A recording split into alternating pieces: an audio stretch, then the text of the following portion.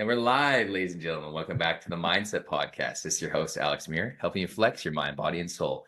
And we're having our repeat guest, David A. Specht, the author of Old Dogs, New Tricks, also a lifestyle hacker like myself, also an amazing podcast host with Keep This in Mind. And David, welcome back to the show. Happy to have you on again. We got a lot to talk about. We got a lot to dig into. I'm super stoked to be here, my friend. I'm telling you. You and I go back and forth even off camera a lot, just in, random Facebook messages or random Facebook video chats here and there. And so it's like this conversation never ended. I was on, I think, about a year ago, and we talked about a lot of things, mainly from the health standpoint, health coaching and life hacking as that goes. And like we've both said, a lot of life has happened since the last show. And I won't say that I have changed my mindset, but I do believe a mindset can evolve over time. And some things that are like non-negotiables may not be so non-negotiable, down the road when you start resetting priorities. And I think the listeners will get a lot of good insight from that experience over the last year. So excited to be here. Absolutely. And one thing I wanted to ask you about was let's speak to the health side of things. Like in our last episode, I don't know if I asked, but is intermittent fasting a part of your kind of nutrition protocol? Do you utilize that as a lever with your, let's say, your weight training, your cardio, and then your nutrition? Well, I'm a firm believer in what my dentist used to tell me about toothpaste. I asked him, what was the best toothpaste? And he said, the one that you'll use every day. I think that there are advantages to every type of health system, short of, starving yourself to death over, a long period of time, or taking something that just, completely drains everything out of your body. So do I personally do intermittent fasting? That's the question. The answer is no. But here's the thing. That's because that's not what I learned. We tend to stick with what we've learned. It's like if you learned how to do math one way, you do short math, or maybe you do long division, whatever you learned the first time is the thing that you kind of default back to. And for me, it wasn't intermittent fasting, but it was small meals throughout the day. So 6 times a day eating. And again, I have seen some people be extremely successful over a long period of time with intermittent fasting. My wife has a cousin who does intermittent fasting, and she's the same age as me, and she's in the best shape of her life. So just because it's not what I choose to use something that works. And when I say works for me, it has nothing to do with the system. It has everything to do with my willingness to be consistent with the system. Yeah, that makes a lot of sense, because I'll admit as well, like I tried intermittent fasting and I was really into it for a few years, but the same thing, I'll drop things if I can't stay consistent with them, right? And that's what ended up happening. And if the problem is, if you eat too large of a meal post fast, you're coming off your fast and then you just gorge because you're starving, right? Because usually what happens, your body, it's really hard on your digestion. And I actually had to go to the doctor because I'm someone that's already has bad, I can get indigestion and all that. So like yourself, 6 meals a day, smaller meals, like all broken up throughout the day. That's always worked the best for me. And I've always stuck with that. So I've gone back to that and I feel better than ever. And yeah. And one of the things I'm learning, and we talked about over the course of the last year, and off camera, you were talking about, you've been following my story of going to the gym. When I began to try to incorporate some physical fitness, the nutrition side of things got a little more complicated for me. And the reason I say that is because I'm a simple guy, okay? I'm not the guy that's walking through the grocery store reading every label to see how many net carbs there are in something or whatever. I'm like, look, tell me what I can have. This is what I'll do, and I'll keep doing it. But once I started incorporating exercise, and I don't do heavy lifting. I'm a get in, get out, do 30 minutes, on every Nautilus machine known to mankind kind of person. But what I began to learn was, okay, I can't curtail. I can't go so low glycemic that it causes me to be dizzy in the gym. So Yeah. okay, let's Yeah. incorporate some protein. Let's incorporate some aminos. Okay. So you start doing that, right? Well, what happens on the day you can't go to the gym? Do you still take the protein? Do you still take the aminos? And what does that do to your overall? So it's a balancing act, right? Yeah. And I'm still, if you were to put side by side pictures right now from the first time I was on the cast to the time that I'm on this time, you're going to see that I have filled out a little bit. And it's not all muscle, but it's not all fat either. Yeah. Yeah. So the balancing act for me as a always going to be recovering food addict is going to be, okay, how far can I go without going too far? Yeah. What are the right things for me to put into my body as I'm trying to attain these things? And what can I do long term? When I'm going to make you laugh, but so this week, as I was doing shoulder presses, all of a sudden I started hurting out here, but it wasn't muscle pain, it was joint pain. And I'm like, oh Lord, 55 is hitting me hard. I cannot exercise my way to poor nutrition choices. Yeah. Yeah. And so for me, and again, I'm just being transparent here. And, God does this to me all the time. He's like, you're going to tell on yourself because people need to hear it. I have not attained that balance yet.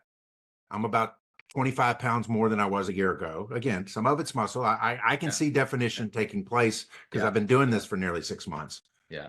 But it's not all that. And so as I'm going through the journey of life, as long as I'm being intentional and I'm aware and I'm attempting and I'm trying to build those habits of health, then I am going to be able to do better than I would if I'm just going willy-nilly through life. One of the reasons, if y'all follow me on any of the socials, I do reels every time I go to the gym. And it's not the, hey, look at me pumping iron, I'm doing this now. No, I do a reel as I'm walking to the gym or from the car before I go to the gym. You're like, David, why do you do that?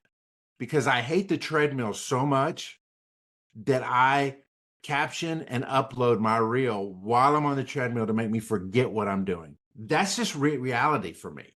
I used to make the joke, you'll never see me running, or if you do, you better run because something's chasing me. I'm not the gym guy. And it's funny because you post so much from a gym or you tag a gym when you're doing it because, you want to give them pub or whatever. Everybody thinks you're all of a sudden this fitness gym guy. And I'm like, guys, look, the real story is I'm just like you. I'm the guy who doesn't want to go, who tries to find every excuse. And every day that I make it through those doors in the gym is a win because I have continually established a habit. So yeah. Long story short, and again, you know me, I'm a storyteller and I overtalk everything. But the truth of the matter is we're all on a journey and we're all trying to figure it out. And you do what works for you. You do what you can be consistent at. I just ask that you be intentional about it to make sure that it's healthy. Absolutely. Yeah. And I love that you use the reel when you get to the gym to help you, right? Once you walk through, you're going to do it, right? You might not want to be there. Most people don't.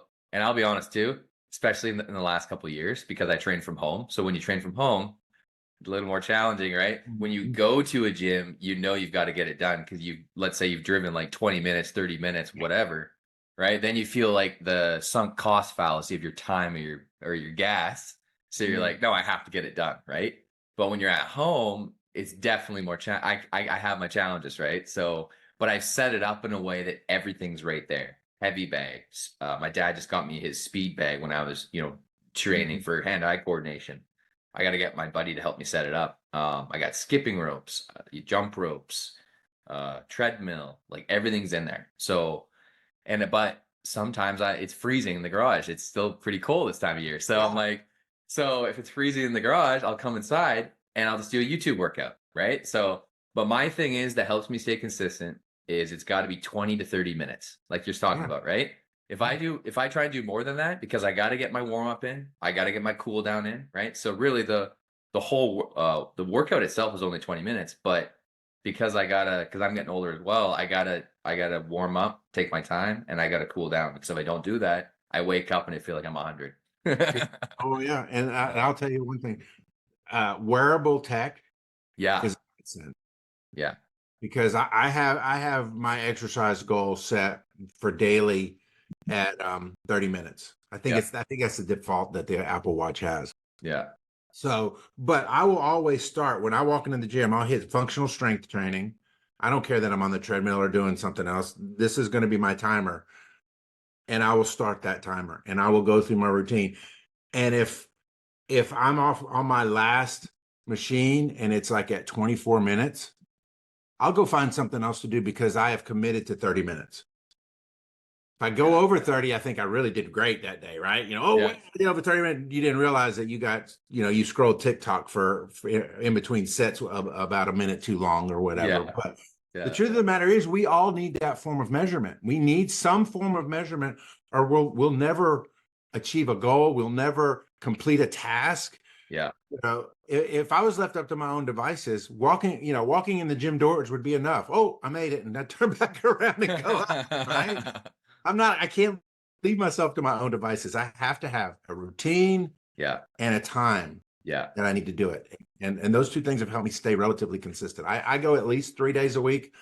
On a good week, I'll go 4. On a bad week, I'll go 2.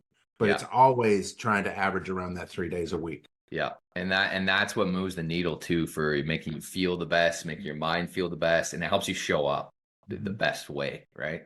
Because I don't know about you, but it's probably similar to me. Like when I don't get movement in, doesn't necessarily have to be weights, but if I don't get at least a bare minimum, like a walk, a half hour to an hour walk with the dog, and I don't get like that in, I'm like miserable. Absolutely. My mindset is not the same. It's just like boom. As soon as you get that movement in, it's like full 180. Yep. Like, And getting back to what we talked about with, and who knew this was going to be a fitness oriented cast today, but so time of day. There's some people that got to get it out of the way. They hate it so much or they love it so much that they either really want to do it first thing in the morning or they have to do it first thing in the morning to get it knocked out of the way. I'm not that person. What I do, because I work from home most of the time, I need a break in the middle of the day. I need that change of environment to help my mindset because I'm putting out fires most mornings that take a toll mentally on me. Well, then I can leave, in that lunch hour time frame, maybe a little bit before, maybe a little after, depending on when everything shakes out. And I go do that workout. Well, you have 15 minutes there, you're 30 minutes at the gym and 15 yeah, minutes home. That entire hour is almost like a reset for me. And then I'm able to tackle the afternoon. So for me, that's the beauty of the gym as well is the mental reset. So, maybe you do want to do it in the morning. Maybe you want to do it in the evening as your cool down or your reset, so you can give your best to your family. Whatever works for you and you can be consistent at. I think there's too many people out there that are looking for the next thing on their feed that's going to move the needle for them but they can't be consistent in the little things. It wasn't that this plan was bad. It's that you didn't stay consistent to that plan. And you're not going to be consistent to the next plan. And you're going to say that plan's bad. yeah, So again, it's like toothpaste. What's the best toothpaste? It's the one you're going to use every day. yeah, yeah, absolutely. And excuse me, let's go back to, we were talking a little bit off camera about like how nowadays it is really changing how you're used to maybe one industry that you've done for a really long time, but that one industry's changed or it's completely done a 360 on its head. And your background in the newspaper industry and marketing, Yeah. right? Yeah. Now newspaper is becoming more digital, or it's got a hugely digital presence. People are always on their mobile devices looking at news.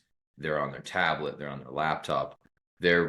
People are rarely, unless, depending on the area that you're in of the country, right? There'll be certain demographics that are still reading the newspaper, but most people are reading the newspaper digitally. So we were chatting a little bit about how one particular path in one area isn't necessarily the way to go now, or it's evolved. So why don't you speak a little bit about that? Yeah. So let's dive into that. And I may go a little long here, but I think getting the whole picture is important. This is not just me rambling on as I sometimes do. Yes. So for 25 plus years of my life, I was a newspaper guy. That was who I was. That's what I did. That was my identity. And I was in a small town, so everybody saw me as the newspaper guy. which was a great thing. Newspapers in their heyday had a lot of impact. They had a lot of influence. They made a lot of money, all the things. Well, life changes, it could change in a moment or it may evolve over time. And as that particular industry has seen drastic change, and I recognized this probably in around 2011, 2012, Facebook really, when it started really ramping up in those years, where you could see that there was this erosion that was going on. And so I was like, okay, I'm going to be an innovator. I'm going to be the guy that's on the forefront, that's going to, bring in the new this, the new that, or whatever. I'm an early adopter kind of guy. So yes. Well, take that 10-year period of time and nothing really improved. And then COVID hit and it was just like, oh my gosh, it's like pulling the rug out from underneath you. In 2020, I turned 51. I'm 55 now, obviously. And I had to reach this point of, what is my identity? Am I the newspaper guy? Because the newspaper guy is probably going to die off. And so I took a step back and started looking at what brings me joy, what am I good at, and over the years, what are those skills that merged with what's needed in this world? And I began a word began to emerge out of that. And you have to understand, this, Alex, but the audience doesn't know. I've done everything from health coaching to business coaching to speaking on stage to graphic design and video editing, the entrepreneurial, solopreneur, all the skills required for that. I was in the Air Force. I was, there's all of these things, and I'm looking at them all like this. And if you're watching a video, you see me holding my hands up because it's like all of these things. What do they mean? I'm the newspaper guy. What does all this mean? In newspaper, I was in sales, I was in writing, I was in, photography, I was a leader in the community. I was, the guy who had, volunteer addiction, meaning, if you asked me to help on something, next thing I knew, I was on the board and then I was the chair of the board, blah, blah, blah. What does all mean? One word emerged: impact. My desire for my entire life, although I never could codify it to one word until about 3 years ago, was impact. I want to be able to impact somebody else's life. And in the newspaper business, it was impacting people by informing them. Think about it. Little Johnny hits a home run for the baseball team, and it ends up in the paper, and that impacts him in such a way. Maybe a college scout sees the paper article. Yeah, everything was geared to impact. I was a health coach because I wanted some people to go from a place of unhealthy to a place of healthy, or a place of not sick to a place of healthy. There's a whole nother thing there. I'm doing career coaching because I want to see people navigate and not make the same mistakes I made in career or in business. I do podcasts because I'm wanting to add value, and I want to bring people with a different mindset and a different point of view to help give tools to people. It all came back down to the word impact. So I told you this off camera. I said I consider my life a portfolio life, and that's the title of a book that maybe your audience would want to read.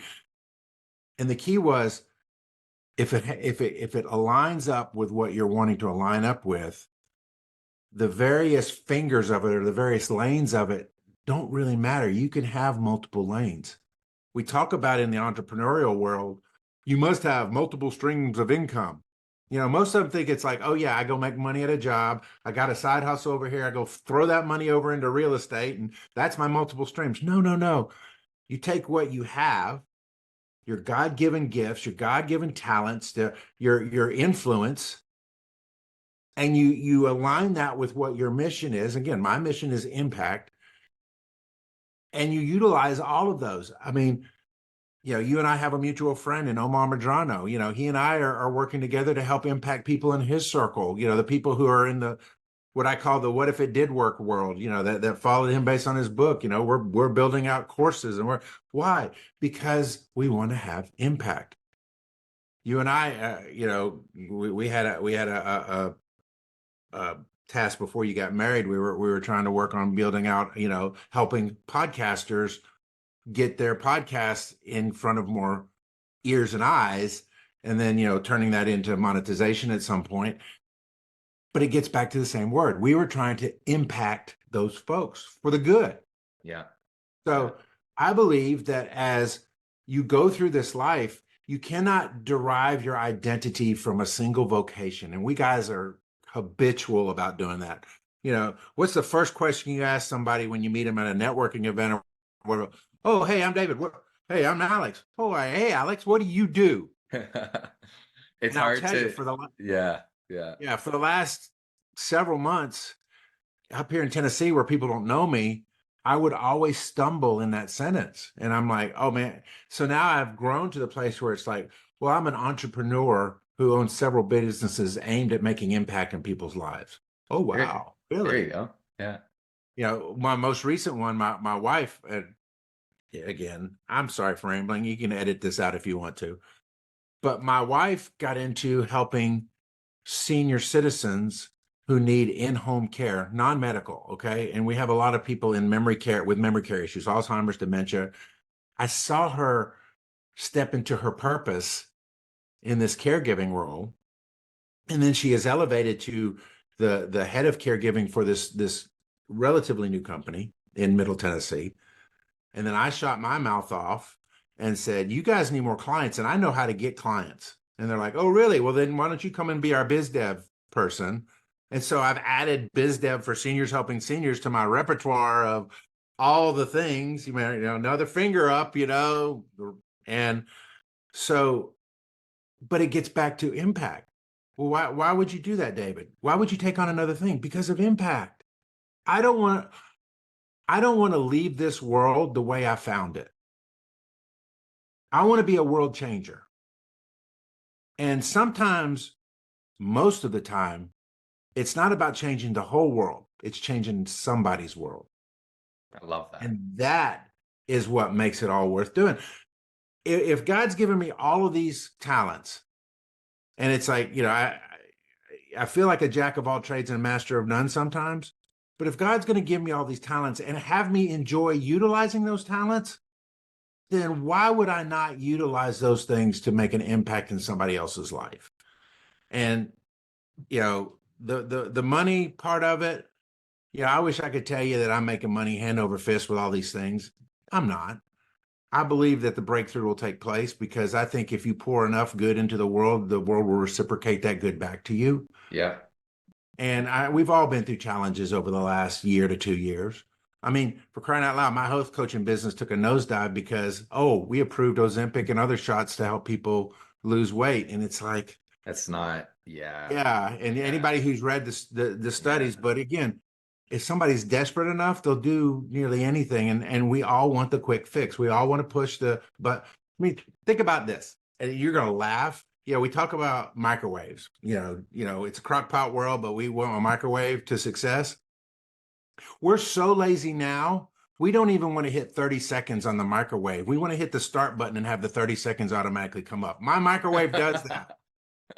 Think about that for a minute. We are so shortcut oriented. Yeah. That the company that made the microwave realizes, they don't want to push 30 seconds and start. Let's just let them hit start and they'll get their 30 seconds. So, we've gotten even lazier. Yeah. Yeah. So recognizing that. So you say, well, David, then are you still a health coach? Absolutely.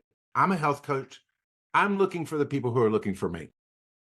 And if they're like, hey, Dave, I'm 50 something years old and I want to lose weight. And I know you lost weight, right when you turned 50.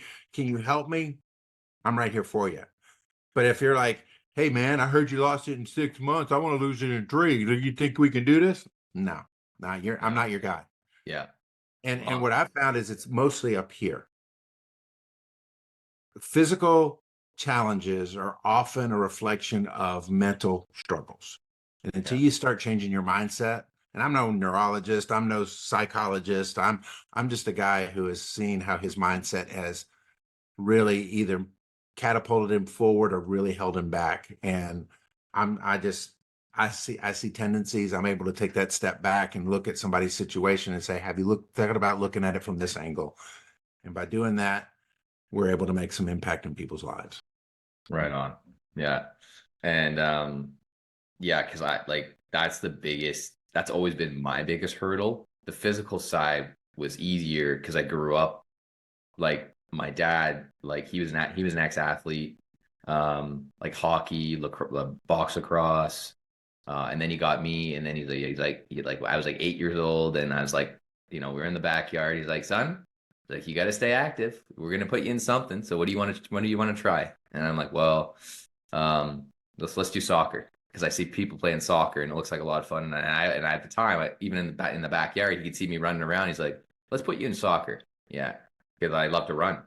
So he put me in soccer, and then because lacrosse was close to his heart because he used to play.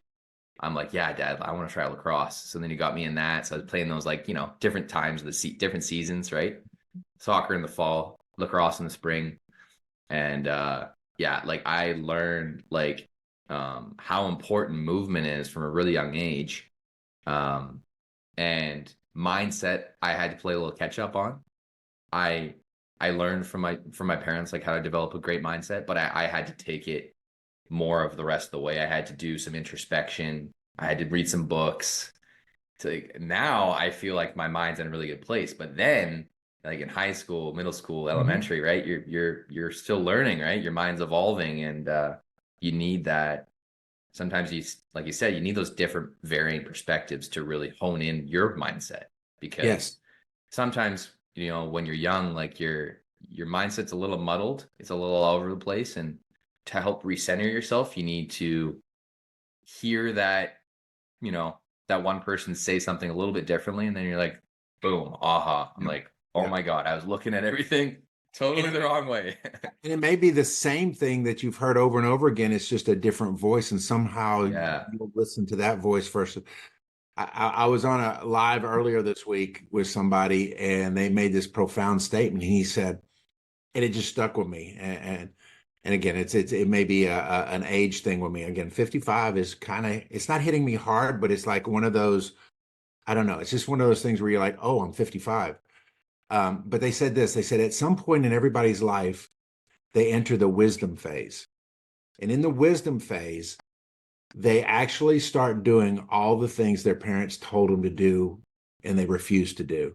And they begin to understand the why behind why they were telling them to do it. And I think about that with regard to the relationship with my own father and how I realize I'm not become him, but a lot of the things he told me, I'm now teaching to somebody else. Like somebody will say, well, where'd you hear that? And I'm like, well, I heard it from my dad. And they're like, wow, my dad never said anything like that. Well, your dad said something that will profoundly impact your life. I told somebody the other day, I said, don't let your mad get your money. And they're like, do what? I said, don't make a decision now in the reaction that will hurt you long term. Don't let your mad get your money. And they're like, I've never heard that before. And like, well, I said, my dad used to tell me that all the time. And so you do pass into that phase at some point. It may be mental maturity where you're actually able to incorporate wisdom because you've gone through enough experiences to realize, oh, what they were saying is true, and now I can incorporate that. But as much as we want to shield the generation following us from the stupidity that we did, sometimes they just got to experience their own stupidity to get that wisdom that you possess today. Yeah, that's exactly right. You got to be able to go through it, whatever challenges and trials and tribulations on your own, and then you'll start to see the pattern and be like, oh, I gotta kind of change my It's like direction a little bit. it's like in the physical. You don't develop immunity if you never get sick. Yeah. And yet, if we shield ourselves from ever getting sick, we never develop the ability to keep from getting sick. And the same is true in our mindset. If we try to shield ourselves from the negative, painful experiences in life, we'll never develop the strength to go through painful experiences in life. I for sports fans, I love, right now, and again, I don't know when this is going to air, but right now we're in the middle of March Madness. The Final Four is taking place this weekend. We just came off the Super Bowl, a month or so ago. And when they reach that pinnacle, when they get to hoist the trophy and they stick the microphone in the face of the coach, the players, or whatever, there is a universal thing that's said by the winners. this team went through a lot of adversity this year and we overcame it. A life without adversity will be a life without championships. Yeah. And so begin to understand that adversity is part of it and look for the lessons in the adversity. No matter, and again, I know there's some tragedies that happen. I'm not diminishing anything anybody has gone through, is going through, or will go through. I'm just saying there's always something that can be learned and some good that can come out of getting through those things. Yeah, absolutely. And like learning to embrace adversity and to even sit in it while you're in it and just like acknowledge it. And you can question. I mean, I've been in some major questioning phases, especially as of late, simply because I physically moved to another state most of my life, and a lot of my days are spent dealing with things from where I moved from. And I'm like, Lord, why am I here when everything's going on back there and it's taking my attention from here and nothing's growing here just yet? But 2 years into this, I'm starting to see the embers glowing of what's going to take place here. Some key relationships that would have never taken place, some opportunities, to be in rooms that would have never happened there. Yeah. Yeah. And so I say all that to say, wherever you are in life's journey, if you're in the worst of the worst, know that there's good coming out of it. If you're in the best of the best, guess what? You're also going to have a worst of the worst. I mean, it's just the way life is. This too shall pass. Whatever it is, this too shall pass. So my dad always says, everything in life is temporary except death and taxes.